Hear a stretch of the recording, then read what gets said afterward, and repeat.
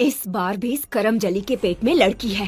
कैसी मनहूस है, अपने पति को वारिस तक नहीं दे पा रही है। माँ, आपको कैसे पता कि इस बार भी लड़की है? हॉस्पिटल की नर्स को ढेर सारा पैसा दिया, तब जाकर उसने इसकी लिंग जांच कर मुझे बताया। मगर माँ, ये तो गैर कानूनी है, किसी को पता चल गया तो लेने के देने पड़ जाएंगे। तो तू क्या चाहता है, फिर से 9 महीने इसकी सेवा करूं और हजारों रुपए में एक लड़की और घर लेके आ जाऊं?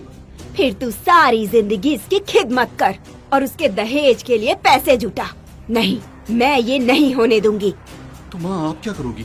अरे करना क्या है, इस मुसीबत से छुटकारा पाना है, और क्या। मगर माँ, कोई मावा नहीं, मैंने एक बार कह दिया मतलब कह दिया।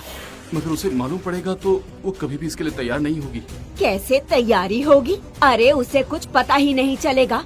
तू बस कल सुबह उसे डॉक्टर के यहाँ चलने के लिए बोल देना, बाकी सब मैं देख लूंगी।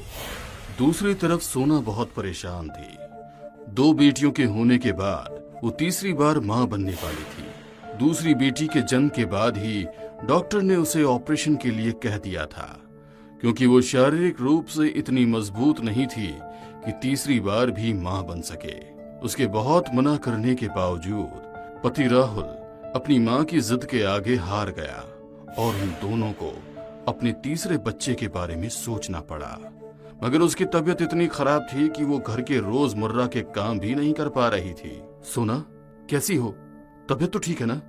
मुझे बिल्कुल अच्छा नहीं लग रहा है। मैं कुछ दिनों के लिए अपने मायके जाना चाहती हूँ। तुम ऐसे क्यों बात कर रही हो?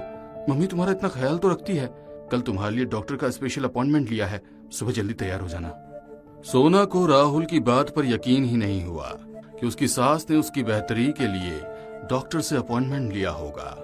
वो नहीं जाना चाहती थी, मगर राहुल की जिद के आगे सुबह तैयार होकर अपनी सास के साथ हॉस्पिटल पहुंच गई।